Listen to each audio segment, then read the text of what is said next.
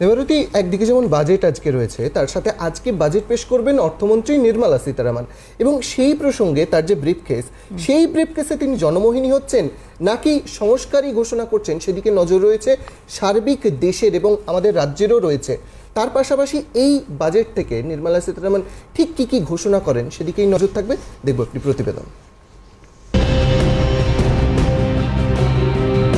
মঙ্গলবার টানা 7 বার অর্থমন্ত্রী হিসেবে বাজেট পেশ করবেন নির্মলা সীতারামন। দেশের প্রাক্তন প্রধানমন্ত্রী তথা একদা অর্থমন্ত্রী মোরারজি দেশাইয়ের রেকর্ড ভাঙবেন সীতারামন। এর আগে জওহরলাল নেহেরু এবং ইন্দিরা গান্ধীর সরকার মিলিয়ে মোট 6 বার বাজেট পেশের রেকর্ড মোরারজি দেশাইয়ের ঝুলিতে। মঙ্গলবার বাজেট পেশ করে সেই রেকর্ড ভাঙবেন নির্মলা সীতারামন। 1947-এর 26শে নভেম্বর তৎকালীন অর্থমন্ত্রী আর.কে. ষণমুগম চেট্টি স্বাধীন ভারতের প্রথম বাজেটে 197.1 কোটি টাকার বাজেট পেশ করেছিলেন।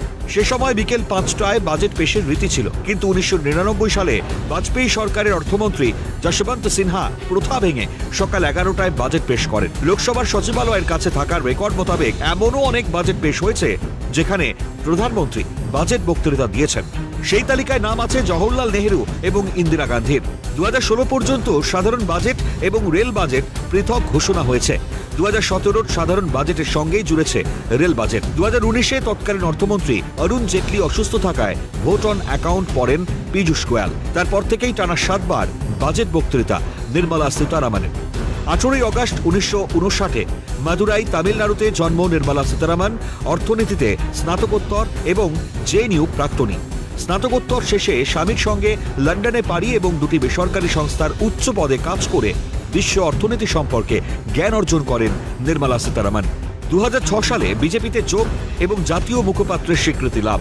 2014 সালে প্রথম মোদী সরকারের আমলে অর্থ এবং কর্পোরেট বিষয়ক মন্ত্রকের প্রতিমন্ত্রী হিসেবে দায়িত্বভার।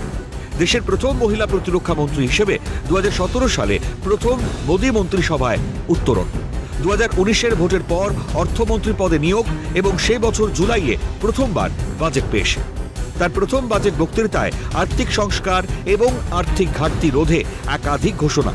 ভারতীয় অর্থনীতির গতি বাড়াতে গত 5 বছরে তার গুচ্ছ সিদ্ধান্ত কার্যকরী ভূমিকা নিয়েছে। মঙ্গলবার তার রেকর্ড ব্রেকিং বাজেট ঘোষণার দিকে তাকিয়ে 140 কোটির দেশ।